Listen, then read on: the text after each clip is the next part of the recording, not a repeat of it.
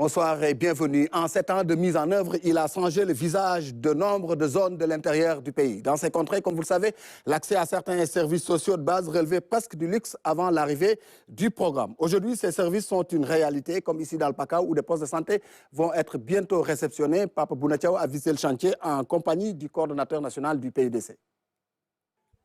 L'état d'avancement des travaux au niveau des postes de santé en cours de construction est plus que satisfaisant. Le gros œuvre est terminé et les ouvriers sont à l'étape des finitions. Le coordinateur national du PUDC a visité les chantiers de Bédino Soane, Toubassal et Sibi Koroto dans la région de Sédhiou. Cela fait partie des missions du PUDC.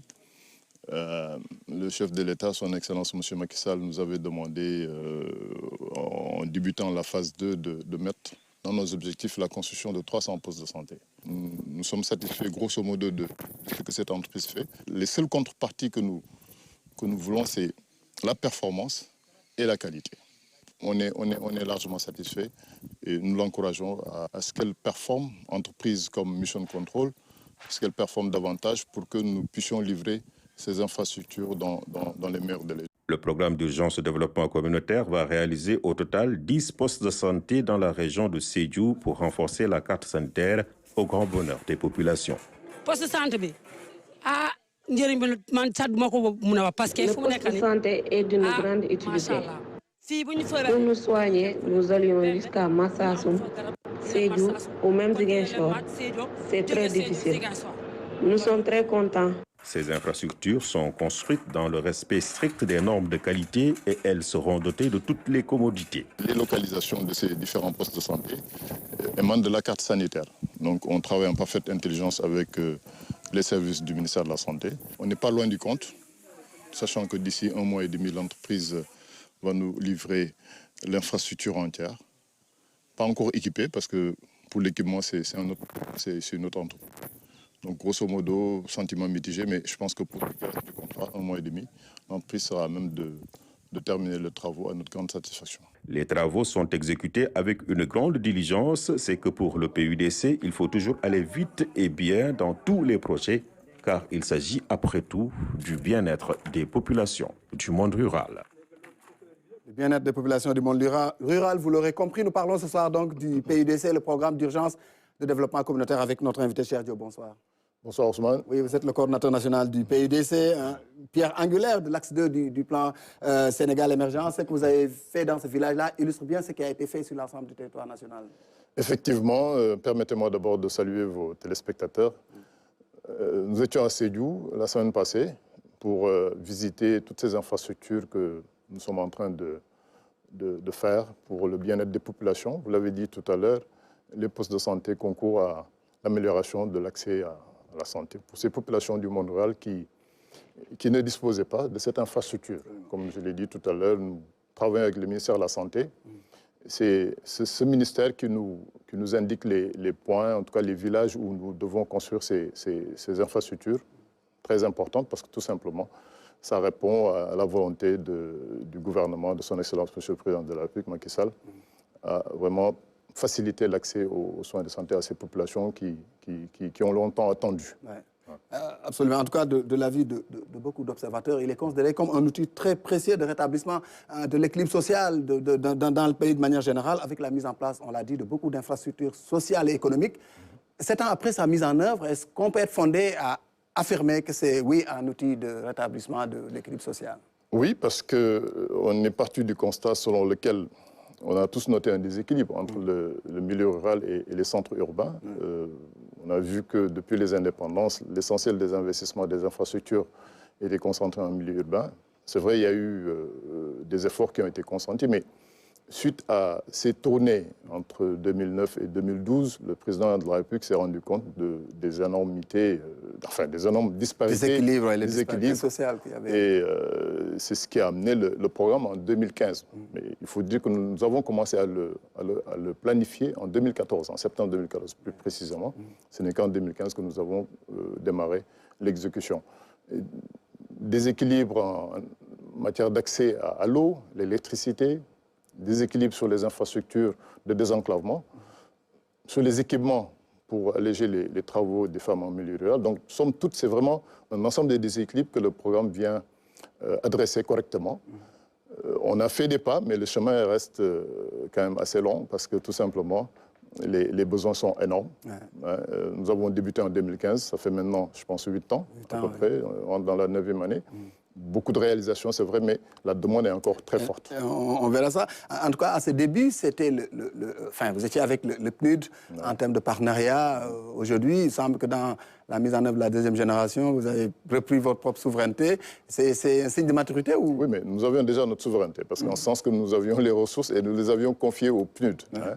Donc c'était pour une question de célérité, une question stratégique pour aller vite, parce que tout simplement, on était dans une logique d'urgence, et on l'est encore dans cette logique-là, parce que tout simplement, on avait des procédures de passation de marché assez lourdes, et le PNUD nous avait offert quand même des procédures beaucoup plus souples, et raison pour laquelle le président de la République avait décidé de confier ses ressources, 123 milliards, phase 1, au PNUD, qui a terminé sa mission en juin 2018.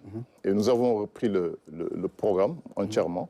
Et c'est dans ces entreprises que nous avons entamé la phase 2 avec l'appui des partenaires techniques et financiers. D'accord. Vous parcourez chaque jour le pays profond. Vous avez touché de très près les besoins de ces populations. Quels sont les retours que vous avez à la suite de ces interventions en 8 années d'exercice? Des retours positifs, somme toute, parce que tout simplement, quand vous subvenez aux besoins des populations, les besoins les plus élémentaires, on parle d'accès à l'eau, à Dakar ou à Thiès, à Diourbel, on ouvre le robinet chez nous pour avoir de l'eau. Ces populations, certaines, parcouraient plusieurs kilomètres pour en avoir. Donc, le fait d'amener, par exemple, de l'eau dans la place centrale d'un village, vous réglez des problèmes. Donc, raison pour laquelle vous nous voyez souvent communier avec ces populations qui nous expriment leur satisfaction, parce que tout simplement, elles faisaient 5, 7, 10 kilomètres pour aller chercher de l'eau. Et là, maintenant, c'est dans le village. Oui, c'est dans le village. Et vous vous confondez à ces villageois-là. On vous voit toujours, c'est le polo, casquette. C'est cher Diop sans cravate. Vous n'êtes pas ces bureaucrates-là. Je ne suis pas très cravate pour commencer, mais effectivement, il faut... C'est important du point de vue de l'image. Oui, c'est important du point de vue de l'image. On fait du terrain et il faut aussi rester humble et considérer que ces populations manquaient de tout. Le fait de leur amener ces infrastructures, bien sûr, on communique avec elles pour vraiment leur montrer effectivement que nous sommes Sénégalais comme eux. Et justement, le fait d'être humble, c'est justement une facilité dans la communication d'ailleurs, et aussi dans le fait de pouvoir susciter davantage l'adhésion au programme. Et c'est un programme qui aujourd'hui fait des émules. Le président, vous dites, a vu juste en mettant en place, en tout cas, ce programme parmi tant d'autres, qui sont des leviers de rétablissement de l'équilibre, on l'a dit. Mais pour vous, il a vu juste en mettant en place ne serait-ce que le PUDC. Oui, il a vu juste, quand on a évalué, l'exemple que je vous donne, quand on a évalué la base de données qu'il nous avait transmise en 2014, nous étions déjà à 500 milliards de besoins. Et ce n'était déjà pas complet, parce qu'il fallait démarrer avec ça. Et donc, rien que le fait que nous ayons apporté autant d'eau, d'électricité, construit autant de linéaires de pistes, c'est beaucoup de satisfaction pour les populations. Et bien sûr, on a restauré quand même l'équilibre dans certaines zones. Il y a certains villages qui manquaient de tout, qui aujourd'hui ont tout. Je vous donne l'exemple de Saré-Bamol, qui se trouve dans la région de Tambacounda. Cette localité aujourd'hui a une piste d'accès et électrifiée. Les femmes disposent d'équipements. Et il y a aussi vraiment toutes les commodités liées à l'électricité, à l'eau. Et donc, on peut tout de suite citer plusieurs autres localités absolument. Qui sont dans ce cas qui n'avaient rien en 2013-2014, qui aujourd'hui se retrouvent avec toutes ces commodités, en plus de ce que ces infrastructures amènent en termes d'opportunités économiques. Ouais. Et qui développe davantage un sentiment national, puisque ça c'est le sentiment national. Oui, parce que quand on voit un État, on vit dans ce pays et qu'on voit l'État venir investir autant chez soi, bien sûr, ça renforce ce sentiment d'appartenance à ce pays. D'accord. Et comment vous faites vos ciblages, vos arbitrages? Comment les zones sont choisies? Alors, les zones sont choisies. D'abord, il y a une base de données que le chef de l'État nous avait transmise. Et puis, sur cette base-là, nous avons, bien sûr, en relation avec les services techniques de l'État, dépendamment, bien sûr, des projets qui existent déjà dans ces différents ministères sectoriels, nous ciblons, bien sûr, ces localités pour quelque infrastructure que ce soit.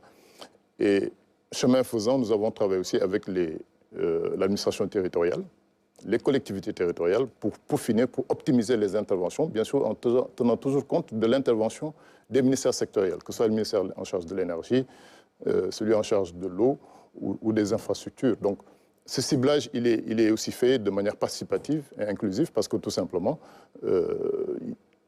nous travaillons aussi directement avec les populations. Il est arrivé que certaines localités soient dotées en infrastructure et qu'il faille mettre un appoint. Donc vraiment, c'est au bout d'une certaine concertation que nous mettons en place tous ces équipements, toutes ces infrastructures. Aujourd'hui, on l'a dit, les besoins étaient dans l'agenda de départ, les objectifs étaient listés, plus de 1500 linéaires de routes, de pistes rurales, plus de 325 postes de santé, si je ne me trompe, ou 325 villages électrifiés.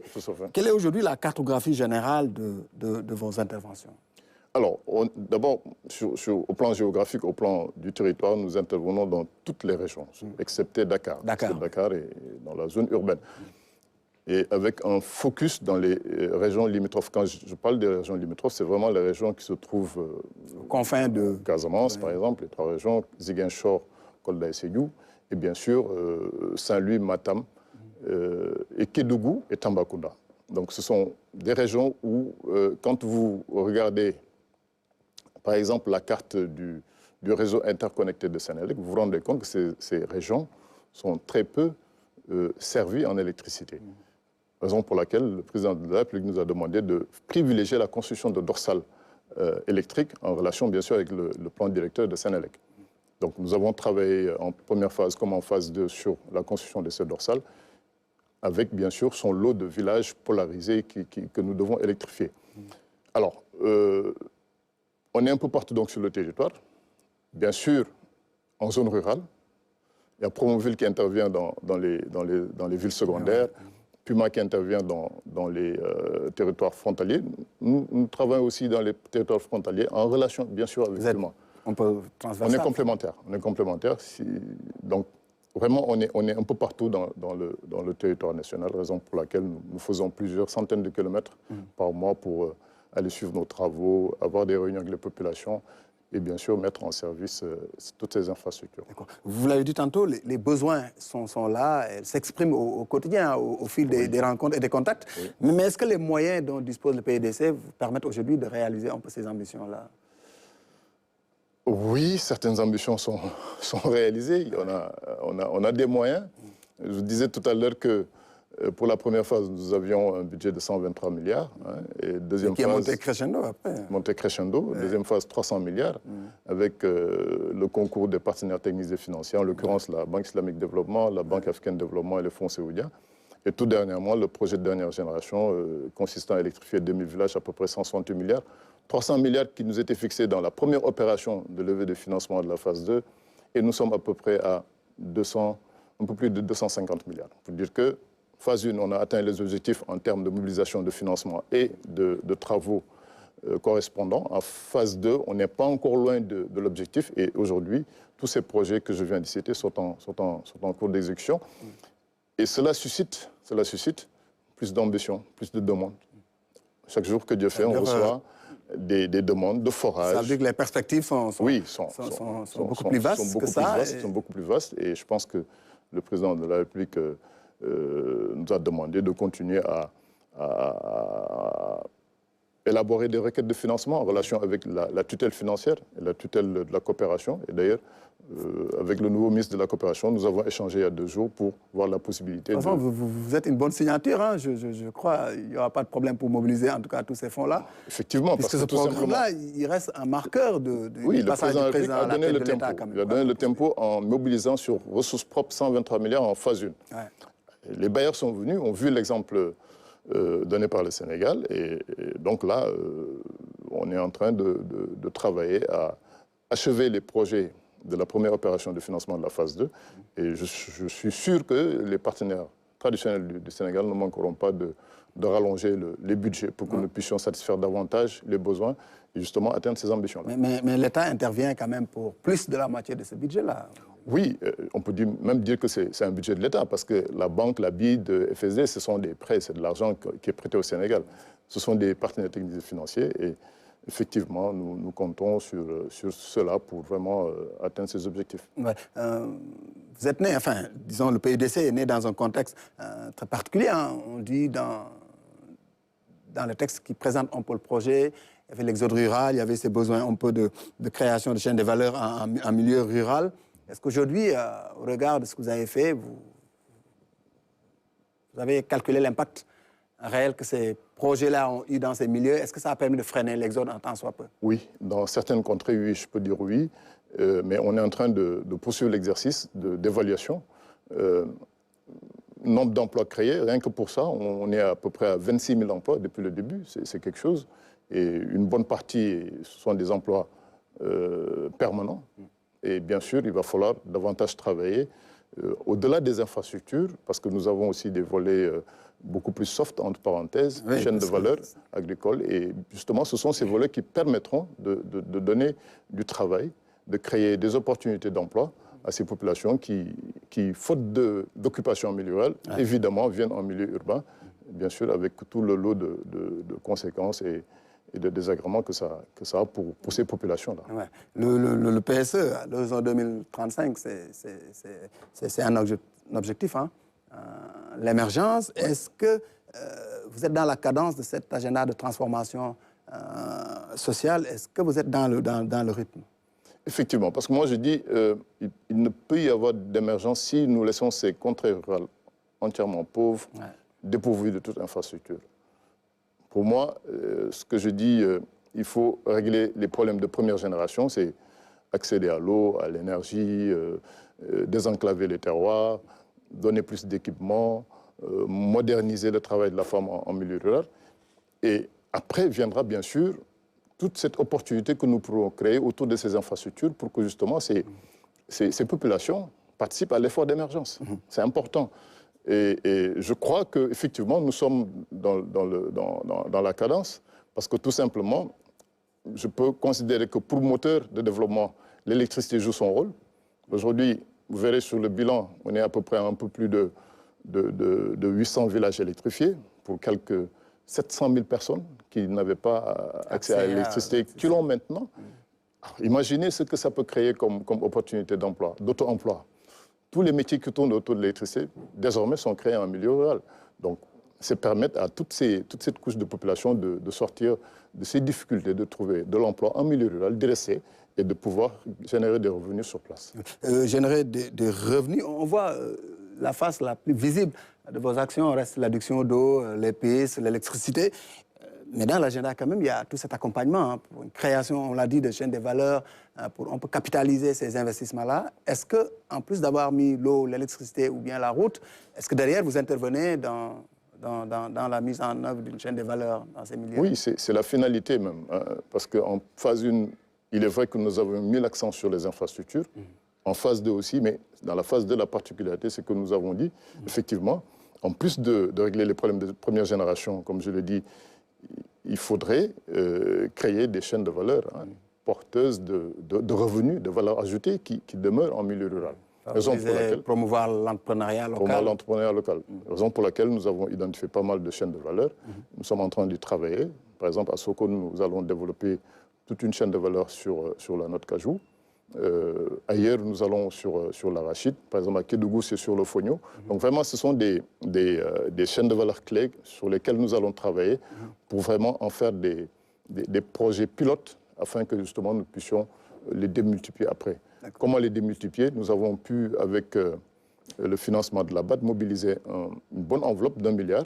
Et nous travaillons avec la Banque agricole pour que justement tous ces porteurs de projets qui travaillent autour de ces infrastructures puissent bénéficier de ces leviers de financement afin de créer plus d'entrepreneuriat, plus d'emplois en milieu rural pour l'autonomisation, par exemple, des femmes et des jeunes aussi, et justement le Xëyu Ndaw ñi. Donc vraiment, tout ça entre dans le package du PUDC et c'est bien sûr inscrit dans nos missions. D'accord. Votre mission, il y a 4 composantes qui s'interrompent pour ce projet-là. Il y a le développement des infrastructures, on l'a dit, l'amélioration de la productivité en milieu rural, le renforcement des capacités des acteurs locaux, mais surtout le développement d'un système d'information géoréférencé. Ça s'adresse à l'administration territoriale, à tous ces décideurs en milieu rural. C'est quoi vos rapports avec ces entités? De très bons rapports, parce que on ne peut pas intervenir en milieu rural sans, bien sûr, l'accompagnement de l'administration territoriale et des collectivités territoriales. Vous l'avez dit tout à l'heure, le système d'information géographique est un outil d'aide à la décision, finalement, que nous mettons à la disposition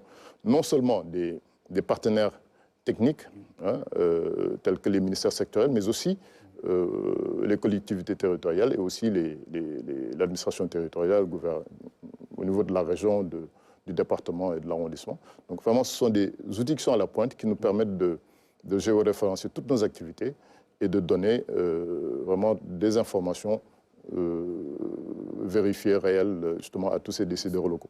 Aujourd'hui, vous avez la maîtrise des besoins.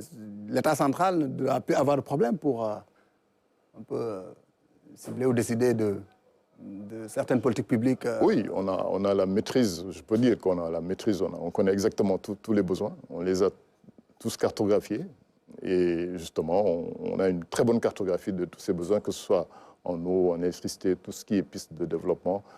Poste de santé, je l'ai dit tout à l'heure, nous travaillons avec le ministère de la Santé, mais ça c'est sur la carte sanitaire, les besoins sont déjà connus et bien sûr nous pourvoyons toutes ces données bien sûr aux décideurs. Le Sénégal va vers le PAP 3. Ouais. Vous aussi, vous allez vers une 3e génération de projets de financement? Effectivement, nous avons d'ailleurs commencé 3e génération de financement avec le projet d'électrification de 2000 villages. Ouais. On est assez avancé d'ailleurs. Et il y a aussi un autre projet très ambitieux consistant à construire 1300 km de pistes en milieu rural. 300 km dans la zone des Niayes. Vous connaissez la zone des Niayes, c'est une zone à fort potentiel agricole. Donc nécessairement, il va falloir faire beaucoup de pistes pour vraiment désenclaver ces cuvettes maraîchères pour permettre l'acheminement des productions vers les centres urbains, que sont Thiès et principalement Thiès.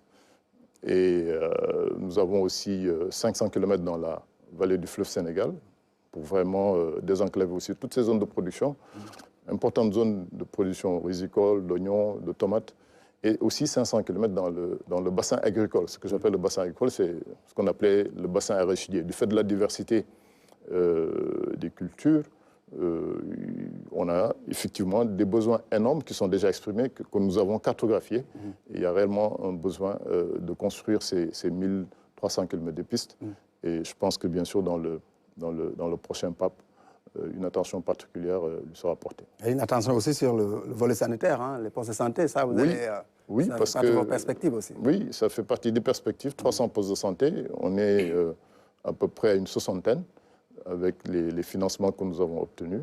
Bien sûr, avec le budget de l'État, on essaie aussi de paraître plus pressé en construisant d'autres postes de santé, mais je crois savoir que d'ici peut-être l'année prochaine ou dans 2 ans, nous pourrons atteindre les objectifs en termes de mobilisation de financement pour appuyer le ministère en charge de la Santé pour compléter la carte sanitaire. D'accord. Vous êtes devenu presque le Sénégalais le plus rural. Mais que dites-vous à ces gens qui vous ont accueillis tout au long de ces 8 ans et à celles qui ne vous ont pas encore accueillis, hein, qui aspirent peut-être à disposer de ces outils et de ces investissements du pays? Que nous travaillons pour ces populations, c'est une mission que nous a assignée le chef de l'État. Et pour ces populations qui ne nous ont pas encore vus, c'est pour bientôt, parce que tout simplement, on a encore à cœur de travailler davantage, à être plus performant pour que justement, là où l'eau manque, là où l'électricité manque, là où vraiment c'est très enclavé, qu'on puisse répondre à ces besoins.